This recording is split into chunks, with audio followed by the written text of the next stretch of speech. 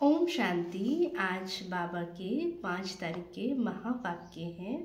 बाबा ने कहा, मीठे बच्चे, इस शरीर रूपी कपड़े को यहाँ ही छोड़ना है, इसीलिए इससे ममत्व मिटा दो। कोई भी मित्र संबंधी आदि याद ना आए। प्रश्न है, जिन बच्चों में योग बल है उनकी निशानी क्या होगी? कैसे पता चलेगा कि उनकी निशानी से कि ये योगी है? उत्तर है, उन्हें किसी भी बात में थोड़ा भी धक्का नहीं आएगा, कहाँ भी लगाव नहीं होगा।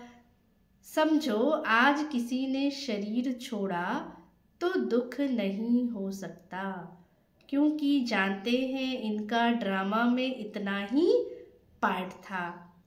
आत्मा एक शरीर छोड़ जाए दूसरा शरीर लेगी। तो कोई अचानक शरीर छोड़कर चला जाता है तो बाबा कहते हैं ना, कई तो बहुत ही वंडर खाते हैं कि ऐसे कैसे हुआ, है ना। तो जो योगी होगा तो जय पराजय, दुख सुख, मान अपमान, निंदा हानि, वो सब में कैसे होंगे? समान होंगे। तो वो बाबा कहते हैं विचलित नहीं होगा। धारणा के लिए मुख्य सार है। फर्स्ट पॉइंट, बाबा ने कहा, अपनी चाल चलन रॉयल रखनी है, बहुत फजीलत से बात करनी है, नम्रता का गुण धारण करना है। सेकंड पॉइंट, इन आँखों से जो कुछ दिखाई देता है, बाबा ने कहा, यह सब कब्र दाखिल होने हैं, इसलिए इसको देखते हुए भी नहीं देखना है। एक शिव बाबा को ही याद करना है, किसी देधारी को नहीं।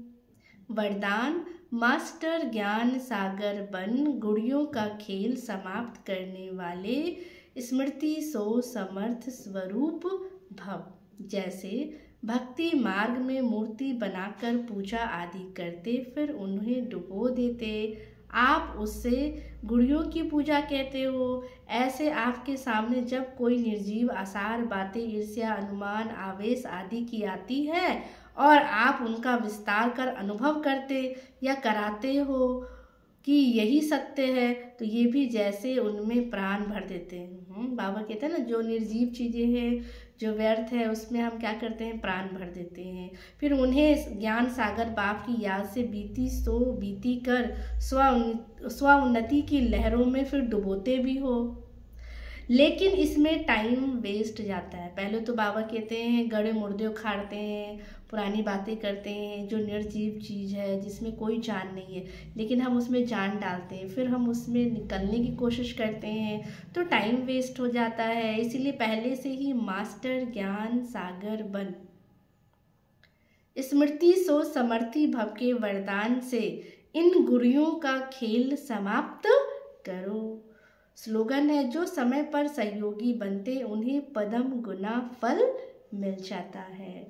आगे बाबा ने कहा, अव्यक्त इशारा है, एकांत प्रिय बनो, एकता और एकाग्रता को अपनाओ। जो भी राजनेताएं धर्म नेताएं हैं, उन्हों को पवित्रता और एकता का अनुभव कराओ। इसी कमी के कारण दोनों सत्ताएं क्या है? कमजोर है।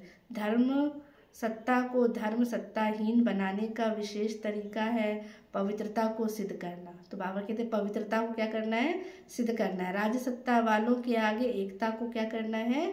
सिद्ध करना है। अच्छा, ओम शांति।